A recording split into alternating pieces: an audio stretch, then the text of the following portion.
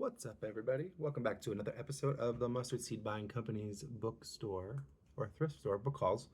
We don't go to bookstores because bookstores are crazy expensive and they don't write for men. Plain and simple, they write at men. We build our library sustainably, cheaply. Everything that you see on my wall behind me,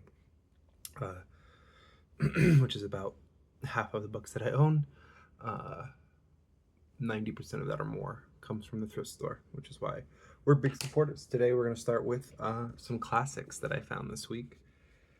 The perennial classic, I guess maybe some people wouldn't consider a classic, but this is Joseph Campbell's The Power of Myth. If you're a storyteller, if you believe in the power of story, if you think that narration and anything like that has any sort of effect on your psyche, your being, Campbell is your guy. I don't want to say he's the new religion, but he is definitely sort of followed the footsteps of the Jungian mythological myth making. Joseph Campbell, excellent read.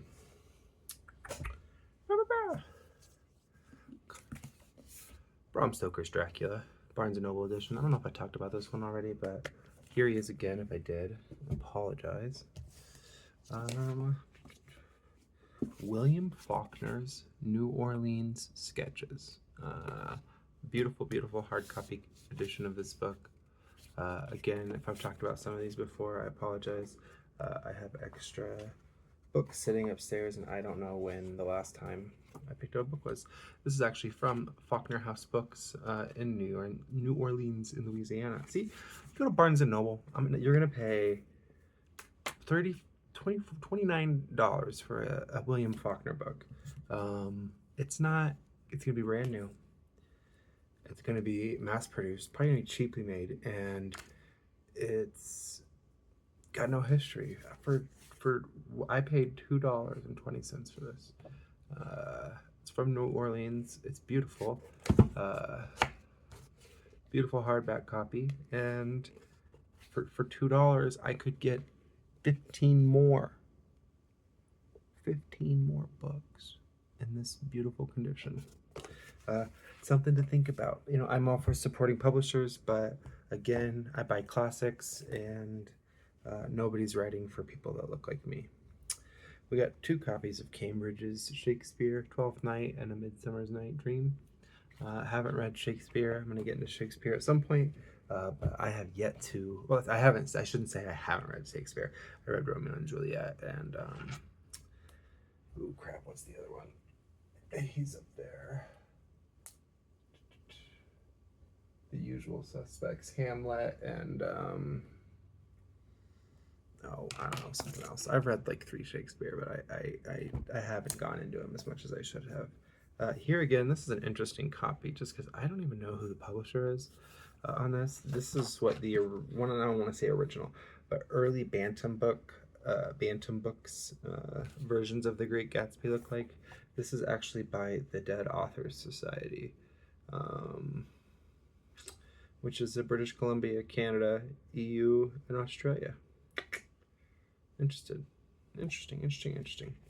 And then it goes from that straight into this. So this must be some sort of mass-produced online low budget book, but again, for $1, it's Gatsby. It's Gatsby for $1. 2 more Norton criticals. These are gonna none of the books that I just showed you actually go into my collection. Maybe Campbell might be nicer than the copy I have, but the 2 Norton critical editions of Shakespeare will be added onto my bookshelf behind me. Antony and Cleopatra and Julius Caesar. Both will be going up there and joining the other Norton critical editions that I have on my wall. I don't know how I'm going to collect Shakespeare, but that seems like a place to start. Here I got a copy of Anne of Green Gables by Ellen Montgomery. I haven't actually ever read Anne of Green Gables. This is a beautiful illustrated edition. I don't think it's very old. I want to say it's 2014 or 2019. Not crazy old, but again, here we have a hardback well bound, full color illustrated edition of a classic novel.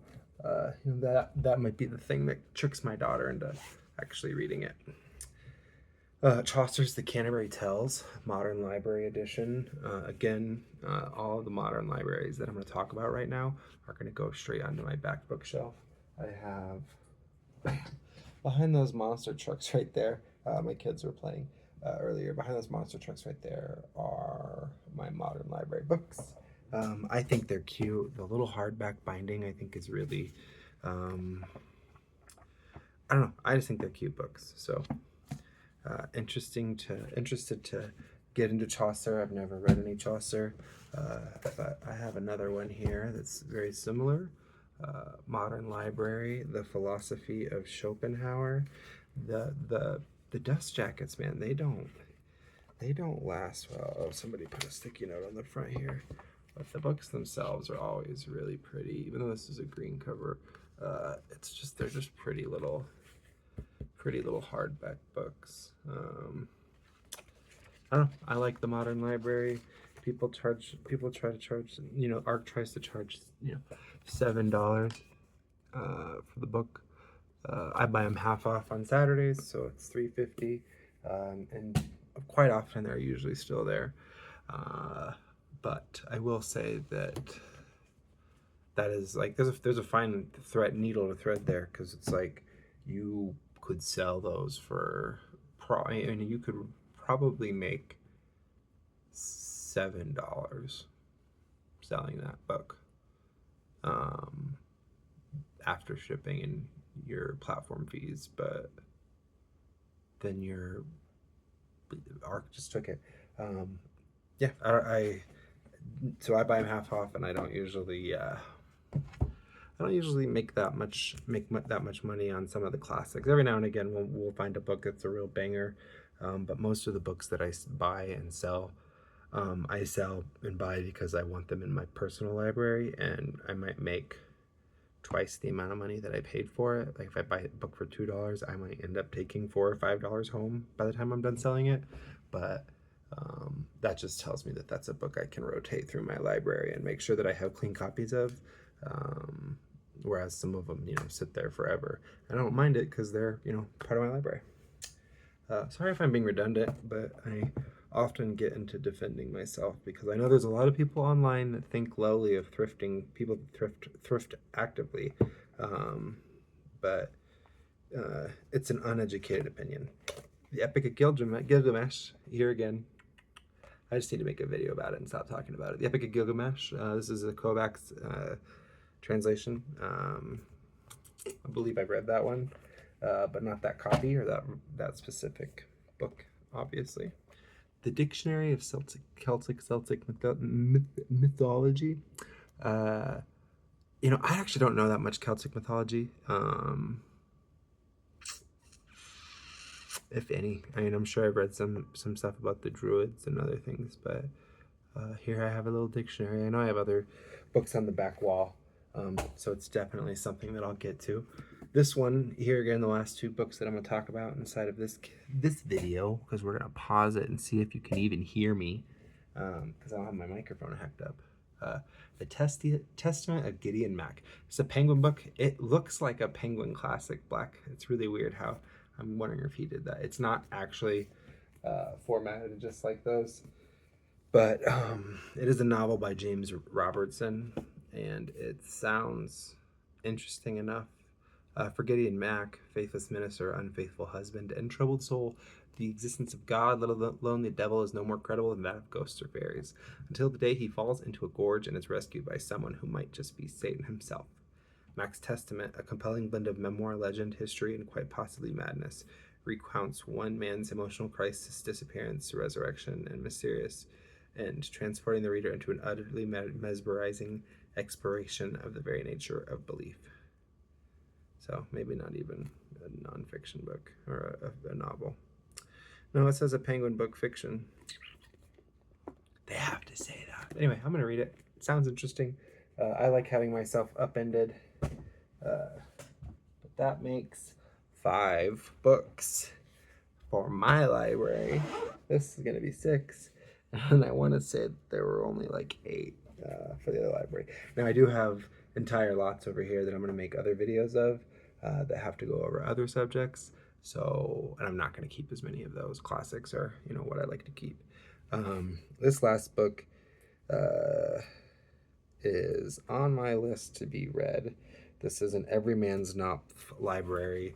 I don't know how many of these I have, but this is the Brothers Karamazov. Cute little copy. I know I have a mini version, Everyman's Library of something up there.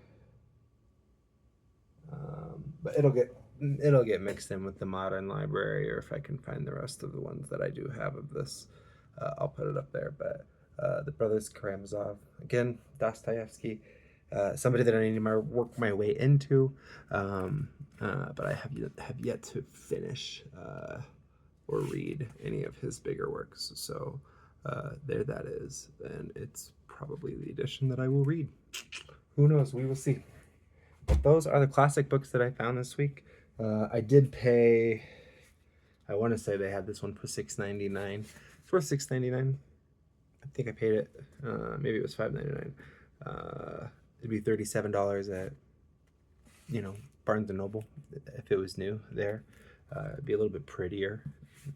But this one's mine, and I bought it. I bought all those books, and all of the books in both piles that I talked about here probably cost me roughly $45, maybe $50. And those are pricier books. The other videos that I'm going to talk about, I didn't spend more than $2 on any of those books. And that would be the cost of 1 or 2 books at Barnes & Noble. It's not to slam Barnes & Noble. It's not to slam these. I know I do want to slam the modern publishers. It's not to slam them, but for $40, I can walk out of a thrift store with 10 books, keep 5, sell 5, possibly sell 5. I don't know.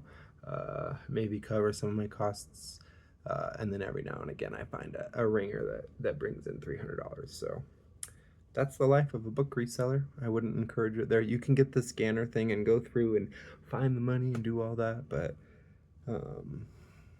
you know, I don't know that's not book love, and those people leave behind the bangers. Let me tell you what, every single time they leave behind the bangers. I don't show comps on books that I find for a lot of money just because I'm not interested in sharing some of that methodology. I don't think I'm a genius. I think it's low-hanging fruit, but there are certain tools that you only acquire if you are knowledgeable and a reader, and as somebody who's passionate in the hobby, I'm going to reserve some of that passive income that's sitting out there for people that actually care. Anyway, that is what I have to say today about the classics. I hope you enjoyed this video. Sorry if it's a little low energy, but that's what we got. Love you. Bye.